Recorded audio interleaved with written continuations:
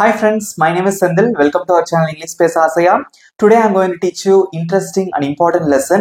Okay, நம்ம சேனலை subscribe பண்ணாதவங்க subscribe பண்ணி வச்சுக்கோங்க. பக்கத்துல இருக்க bell icon click பண்ணி வச்சுக்கோங்க. வீடியோக்குள்ள போலாம்.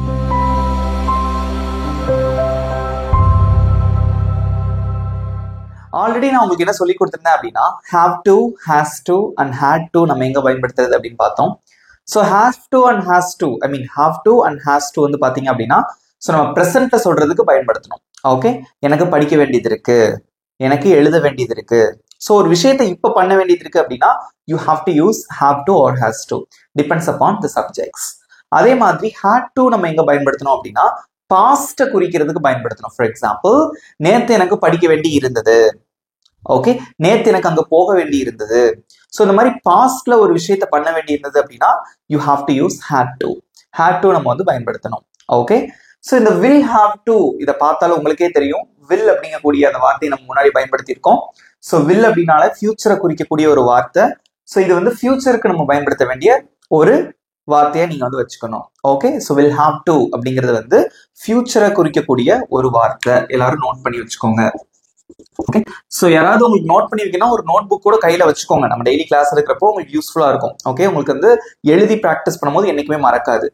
சோ will have to அப்படிங்கிறது ஃபியூச்சரை குறிக்கக்கூடிய ஒரு வார்த்தை. ஓகே, சோ இதுக்கு தமிழ்ல நம்ம வந்து என்ன சொல்லலாம் அப்படின்னா வேண்டி இருக்கும் அப்படின்னு சொல்லலாம். ஃபார் எக்ஸாம்பிள், நாளைக்கு நான் ஸ்கூலுக்கு போக வேண்டியது இருக்கும், ஈபி பில் நான் தான் கட்ட வேண்டி இருக்கும். ஸோ இனிமே தான் அது ஃபியூச்சர்ல நடக்க போற ஒரு விஷயம். நாளைக்கு நீ சென்னைக்கு போக வேண்டியது இருக்கும், என் வீட்டுக்கு நிறைய சொந்தக்காரங்க வராங்க, நாளைக்கு அவங்க எல்லாருக்கும் நான் சமைக்க வேண்டியது இருக்கும். ஸோ இந்த மாதிரி ஃபியூச்சரை குறிக்கக்கூடியதுக்கு you have to use will have to. இந்த வார்த்தையை தான் நீங்க பயன்படுத்தணும். தெரிஞ்சிட்டீங்களா? ஓகே, ஸோ இது நம்ம என்னென்ன பார்த்தோம்? So have to and has to வந்து பாத்தீங்கன்னா ப்ரெசன்ட்டுக்கு பயன்படுத்தக்கூடியது have to and has to. பாஸ்ட்டுக்கு பயன்படுத்தக்கூடியது had to. ஓகே, அதே மாதிரி ஃபியூச்சருக்கு பயன்படுத்துறது will have to. ஸோ இந்த will have toல வந்து பாசிட்டிவ் சென்டென்ஸ் இருக்கு, நெகட்டிவ் சென்டென்ஸ் இருக்கு, and then interrogative sentence இருக்கு. Now I'm going to teach you how to make a positive sentence, negative sentence as well as interrogative sentence. As well as I'm going to teach you what is the structure for will have to. Let's see. Here I have written two sentences. Now I'm going to make these sentences okay in English. Okay, right. So நீ வர வேண்டி இருக்கும், நான் எழுத வேண்டி இருக்கும். So நீ வர வேண்டி இருக்கும், வேண்டி இருக்கும், வர வேண்டி இருக்கும் மீன்ஸ் இது ஃபியூச்சரை குறிக்கக்கூடிய ஒரு வார்த்தையா இருக்கு இல்லையா? ஸோ இங்க பாருங்க, நான் எழுத வேண்டி இருக்கும். இந்த மாதிரி தான் அந்த இடங்கள் நம்ம வந்து will have to யூஸ் பண்ணணும். ஸோ இந்த ஸ்ட்ரக்சர் ரொம்ப சிம்பிள். எந்த சப்ஜெக்ட் வந்தாலும் பரவாயில்ல, ஐ யூ வி தே, நான், நீ அல்லது நீங்கள், நாங்கள், அவர்கள், அவன், அவள், அது, அப்புறம் நேம், அது போக சிங்குலர், ப்ளூரல், எது வந்தாலும் பரவாயில்ல, you have to use will have to. So will have to தான் நம்ம வந்து பயன்படுத்தணும். ஈஸியா ஞாபகம் வச்சுக்கலாம். Okay, will have to. Okay, so first வந்து சப்ஜெக்ட் வரும், அதுக்கப்புறம் will have to வரும், then you have to use the first form of verb, that is present form of verb. You have to use present form of verb because here we have used to. நம்ம வந்து toங்கிற வார்த்தையை அந்த have ஓட பயன்படுத்தி இருக்கோம். இது இல்ல அப்படின்னா நம்ம இந்த இடத்துல வந்து வெர்போட முதல் வடிவம் பிரசன்ட் ஃபார்ம் பயன்படுத்த முடியாது. ஏன்னா ஏற்கனவே சொல்லி கொடுத்துருக்கேன், பெர்ஃபெக்ட் டென்ஸ்ல நம்ம படிச்சிருக்கோம். present perfect, past perfect, future perfect எது வந்தாலுமே வந்து we have to use the third form of verb. அதை நம்ம இங்க பயன்படுத்த மாட்டோம். ஏன் அப்படின்னா இந்த will have கூட toங்கிற வார்த்தை சேர்ந்திருக்கு. ஸோ இதுக்கப்புறம் வந்து you have to use the first form of verb. You have to keep that in mind. Okay, so example பாருங்க, நீ வர வேண்டி இருக்கும். ஓகே, இதை வச்சு நீங்க கண்டுபிடிக்கணும், வர வேண்டி இருக்கும். Okay, it represents future, not the present. Okay, or past. பாஸ்டையும் குறிக்கல, இது வந்து பிரசன்டையும் குறிக்கல. இட் ரெப்ரசன்ட்ஸ் ஃபியூச்சர், ஃபியூச்சரை குறிக்குது இல்லையா?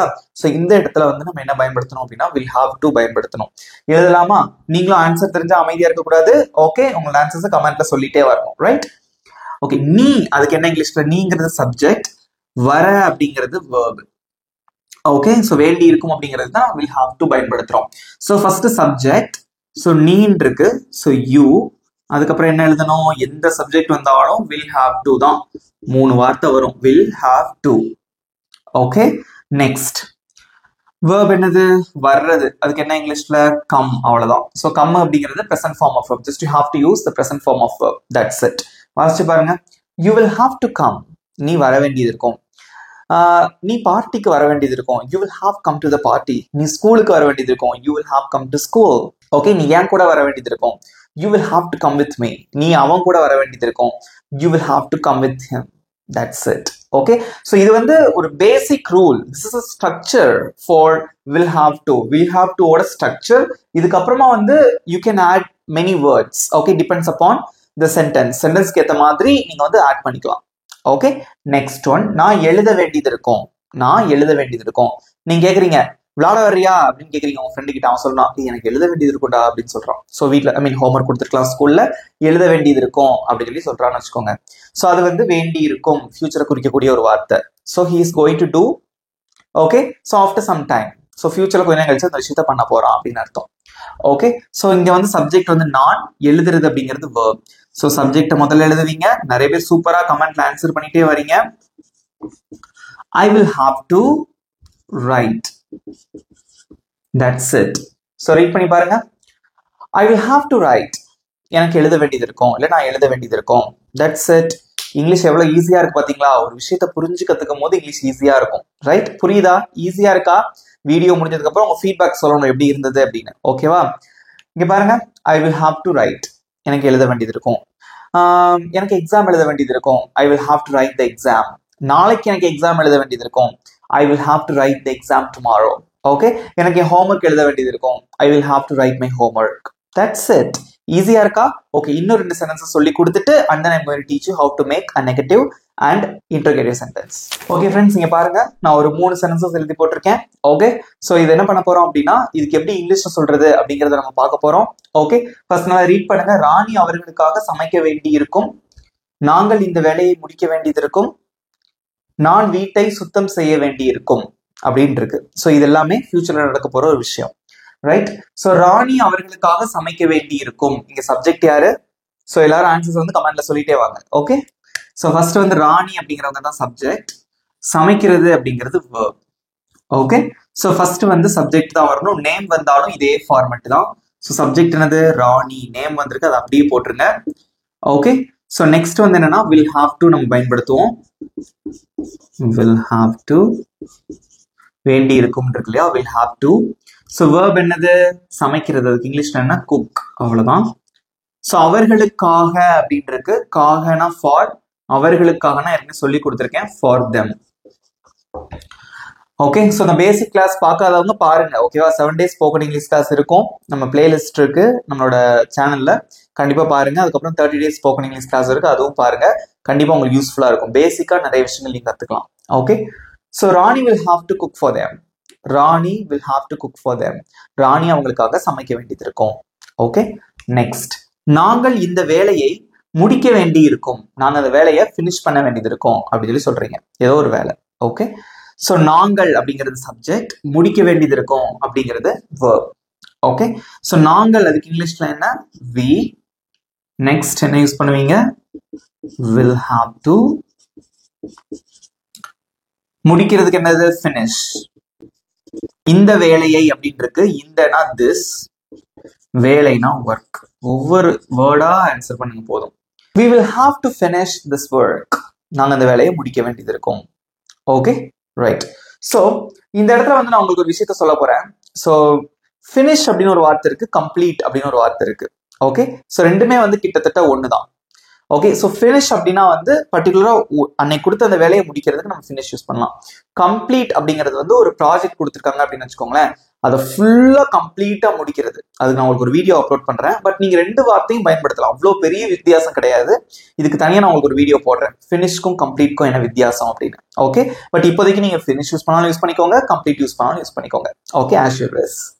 ஓகே, நெக்ஸ்ட், நான் வீட்டை சுத்தம் செய்ய வேண்டி இருக்கும். நான் வீட்டை கிளீன் பண்ண வேண்டியது இருக்கும் அப்படின்னு சொல்லி சொல்றீங்க. ஓகே, ஸோ இதுக்கு ஆன்சர் பண்ணலாமா? ஸோ நான் அப்படிங்கிறது இந்த இடத்துல சப்ஜெக்ட். ஸோ சுத்தம் செய்யறது அப்படிங்கிறது verb. ஸோ நான் அதுக்கு என்ன இங்கிலீஷ்ல? I will have to. சுத்தம் செய்யறதுக்கு இங்கிலீஷ்ல என்னது? clean. வீட்டைன் இருக்கு, clean the house. clean the house. Okay, right. ஈஸியா இருக்கா? So Rani will have to cook for them. we will have to finish this work, I will have to clean the house. That's it. இப்போ I'm going to teach you the contraction here. Contraction சுருக்கமான வடிவம், பேசும்போது நம்ம வந்து use பண்ணலாம். Okay, for example இந்த sentence எடுத்துக்கோங்க. I will have to clean the house. I will அப்படின்னு நீங்க வாசிச்சாலும் ஒண்ணுதான் இந்த வார்த்தைய. இதுக்கு பதிலா நீங்க I'll அப்படின்னு வாசிச்சாலும் ஒண்ணுதான். Okay, I'll have to finish, I'll have to clean the house. I'll அப்படின்னு சொல்லலாம்.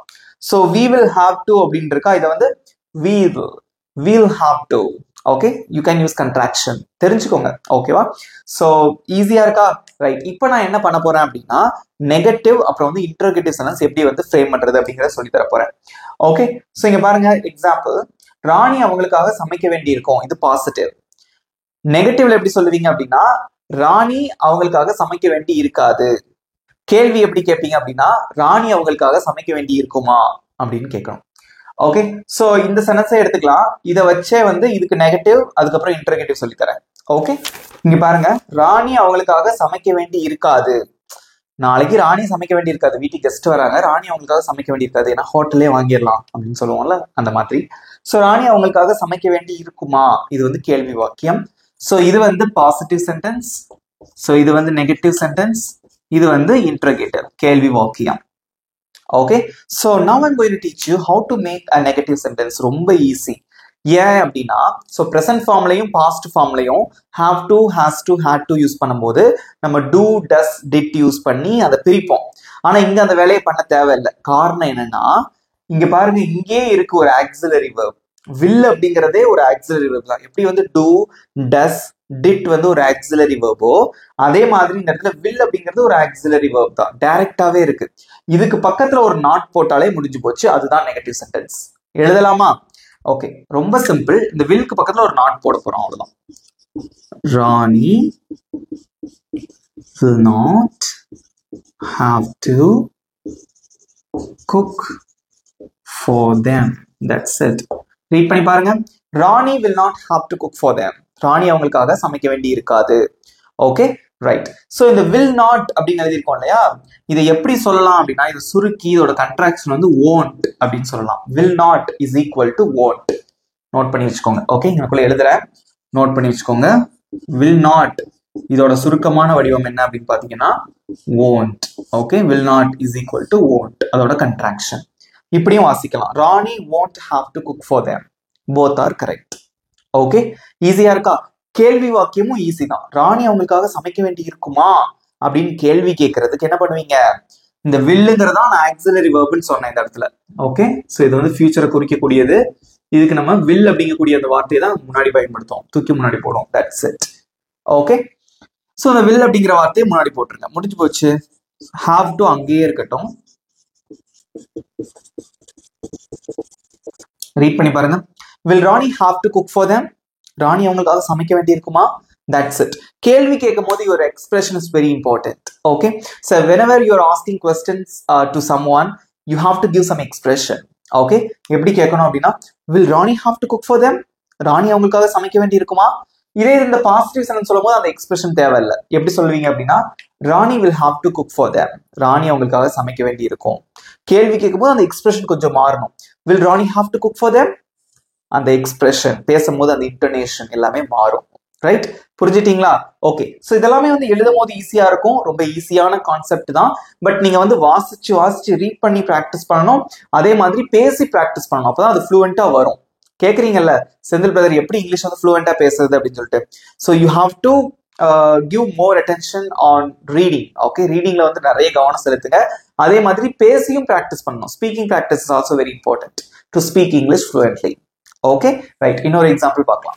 ஃப்ரெண்ட்ஸ், இங்க பாருங்க, 3 சென்டென்சஸ் இருக்கு. ஓகே, அவன் நாளைக்கு எங்களோட விளையாட வேண்டியது இருக்கும்.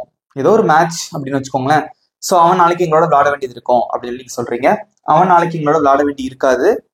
அவன் நாளைக்கு எங்களோட விளையாட வேண்டி இருக்குமா? ஓகே, ஸோ விளையாட வேண்டி இருக்கும் அப்படிங்கிறது வந்து பாசிட்டிவ், ஸோ இருக்காதுங்கிறது நெகட்டிவ், ஸோ இது வந்து இன்டர்கேட்டிவ் கேள்வி வாக்கியம். ஓகே, எல்லாரும் உங்களோட ஆன்சரை வந்து கமெண்ட்ல சொல்லுங்க, நிதானமா ஆன்சர் பண்ணுங்க. Okay, right. ஃபர்ஸ்ட் ஒன், அவன் நாளை எங்களுடன் விளையாட வேண்டி இருக்கும். இதுல எது சப்ஜெக்ட்? அவன் அப்படிங்கிறவங்க சப்ஜெக்ட். ஸோ விளையாட அப்படிங்கிறது verb. ஓகே, ஆன்சர் பண்ணலாமா? ஸோ அவன் அதுக்கு என்ன இங்கிலீஷ்ல he போட்டாச்சு. So he will have to விளையாடுறதுக்கு என்ன இங்கிலீஷ்ல play. he will have to play. அவன் விளையாட வேண்டியது இருக்கும். எங்களுடன் அப்படின்னு இருக்கு. எங்களுடன் அப்படின்னா என்னது with us. asனா எங்களை, with usனா எங்களுடன். நாளை அப்படின்னு இருக்கு. அதுக்கு என்ன இங்கிலீஷ்ல tomorrow. அவ்வளவுதான், வாசிச்சு பாருங்க. he will have to play with us tomorrow. so tomorrowக்கு முன்னாடி you should not use any preposition. onலாம் பயன்படுத்தக்கூடாது. Okay, so he will have to play with us tomorrow. so he will இதுல contraction யூஸ் பண்ணீங்கன்னா he'll have to play with them. he'll have to play with us tomorrow. Okay, he'll அப்படிங்கிறது he will அதோட சுருக்கமான வடிவம். Okay, இன்னொரு தடவை வாசிங்க. he'll have to play with us tomorrow. Next one, அவன் நாளைக்கு எங்களோட விளையாட வேண்டி இருக்காது. நெகட்டிவா சொல்லணும், ரொம்ப ஈஸி. இந்த வில்க்கு பக்கத்துல ஒரு நாட் போடுறீங்க, அவ்வளவுதான். ஓகே, வில்க்கு பக்கத்துல ஒரு நாட் போட்டா அதை won't அப்படின்னு சொல்லலாம். will not அப்படிங்கறத நம்ம won't அப்படின்னு சொல்லலாம். ஓகே, ரைட், வாசிச்சு பாருங்க. he won't have to play with us tomorrow. அவன் நாளைக்கு எங்களோட விளையாட வேண்டி இருக்காது. நெக்ஸ்ட் ஒன், அவன் நாளைக்கு எங்களோட விளையாட வேண்டி இருக்குமா அப்படின்னு கேள்வியா கேட்கணும். ஓகே, ரொம்ப சிம்பிள். இந்த வில்ல தூக்கி அப்படியே முன்னாடி போட்டுருங்க. have to அங்கேயே இருக்கட்டும். Okay,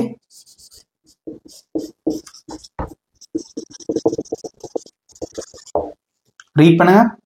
will he have to play with us tomorrow? அவன் நாளைக்கு எங்களோட விளையாட வேண்டி இருக்குமா? அவ்வளவுதான், வாசிக்கலாமா? ஈஸியா தானே இருக்கு. எப்படி இருக்கு? கமெண்ட்ல சொல்லுங்க, ஈஸியா இருக்கா? Okay, so he will have to play with us tomorrow. he won't have to play with us tomorrow. will he have to play with us tomorrow? that's it. Okay, இன்னும் ஒரே ஒரு எக்ஸாம்பிள் பார்க்கலாம், அதுக்கப்புறமா ஹோம்ஒர்க் கொடுக்குறேன். Okay, இங்க பாருங்க friends, ஈஸியான ஒரு 3 சென்டென்சஸ் எழுதி போட்டிருக்கேன். ஓகே, ஸோ நம்ம என்ன பண்ணலாம் அப்படின்னா நம்ம இங்கிலீஷ்ல டிரான்ஸ்லேட் பண்ணலாம். ஓகே, ஸோ நான் பில் கட்ட வேண்டியது இருக்கும், நான் பில் கட்ட வேண்டியது இருக்காது, நான் பில் கட்ட வேண்டி இருக்குமா? Okay, so I have written positive sentence, negative sentence and then interrogative sentence, கேள்வி வாக்கியம். Okay, right, one by one answer பண்ணலாம். ஸோ நான் பில் கட்ட வேண்டியது இருக்கும், இதுல எது சப்ஜெக்ட்? நான். வேர்ப் என்னது? கட்ட வேண்டியிருக்கு. கட்டுறதுக்கு பே பண்றது அப்படின்னு சொல்லுவோம்ல, அதுதான் பே பண்றது. கட்ட வேண்டியதுன்னா பே அப்படின்னு சொல்லுவோம் இங்கிலீஷ்ல. ஸோ நான் அதுக்கு இங்கிலீஷ்ல என்னது? ஐ. சப்ஜெக்ட் போட்டீங்க, அடுத்து என்ன வரும்? will have to. கட்டுறதுக்கு இங்கிலீஷ்ல என்னது? Verb pay. bill, the bill, அவ்வளவுதான். so I have to pay the bill. I have to pay the EB bill. I have to pay the current bill. Okay, so இந்த மாதிரி எந்த பில்னாலும் எடுத்துக்கலாம். So எல்லா பில்லும் நான் தான் கட்ட வேண்டியது இருக்கு. I have to pay all the bills. Okay, right, next one, நான் பில் கட்ட வேண்டியது இருக்காது, நான் பில்லு கட்ட வேண்டியது இருக்காது அப்படின்னு சொல்லி சொல்றீங்க. ஸோ ரொம்ப ஈஸி, இந்த பில்க்கு பக்கத்துல ஒரு நாட் போடுவோம், அவ்வளவுதான். I will not have to pay the bill. I will not have to pay the bill. So will not அதை சுருக்கி எப்படி சொல்லலாம்? won't அப்படின்னு சொல்லலாம். I won't have to pay the bill. Okay, right. So நான் bill கட்ட வேண்டி இருக்குமா, நான் பில்லு கட்ட வேண்டி இருக்குமா அப்படின்னு கேள்வியா கேட்குறீங்க. ஓகே, அதை எப்படி கேட்கலாம்? ரொம்ப சிம்பிள். இந்த வில்லுங்கிற வார்த்தையை மட்டும் தூக்கி முன்னாடி போட்டுருணும், அவ்வளவுதான். மிச்சது அப்படியே தான் வரும்.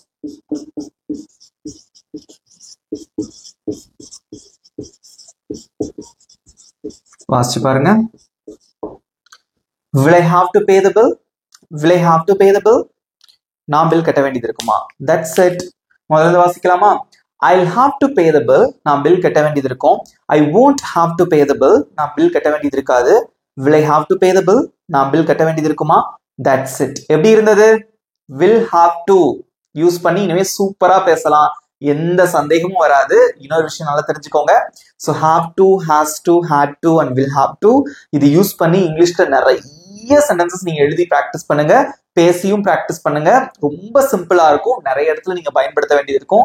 ஒரே ஒரு விஷயம் சொல்லிக்கிறேன், இங்கிலீஷ் வந்து மனப்பாடம் பண்ணீங்கன்னா கண்டிப்பா நம்ம வந்து கத்துக்க முடியாது. ஸோ ஒரு இன்ட்ரெஸ்டோட புரிஞ்சு கத்துக்கோங்க. You will speak English ஃப்ளூவென்ட்லி. கண்டிப்பா நீங்க வந்து இங்கிலீஷ் ஃப்ளூவெண்டா பேசுவீங்க. இப்போ உங்களுக்கான ஈஸியான ஹோம்ஒர்க். ஓகே ஃப்ரெண்ட்ஸ், இங்க பாருங்க. நான் ஆங்கிலம் பேச வேண்டி இருக்கும். ஓகே, ஸோ நீங்க இப்ப சொல்றீங்க நான் ஆங்கிலம் கத்துட்டு இருக்கேன், ஸோ நான் வேலைக்கு போகும்போது இங்கிலீஷ் பேச வேண்டியது இருக்கும். ஸோ ஃபியூச்சர்ல நடக்க போற ஒரு விஷயம் வேண்டி இருக்கும் அப்படின்னு இருக்கு. ஸோ இதுக்கு எப்படி இங்கிலீஷ்ல சொல்லுவீங்க? வில் ஹாவ் டு யூஸ் பண்ணி சொல்லணும். உங்களோட ஆன்சர் வந்து கமெண்ட்ல சொல்லுங்க.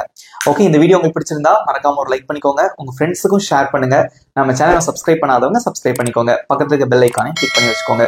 ஒரே ஒரு விஷயம், இந்த வீடியோ எப்படி இருந்தது அப்படிங்கிறத கமெண்ட்ல மறக்காம சொல்லிடுங்க. இதே மாதிரி ஒரு சூப்பரான டாபிக்கோட நெக்ஸ்ட் வீடியோ நான் உங்களை மீட் பண்றேன். Thank you friends.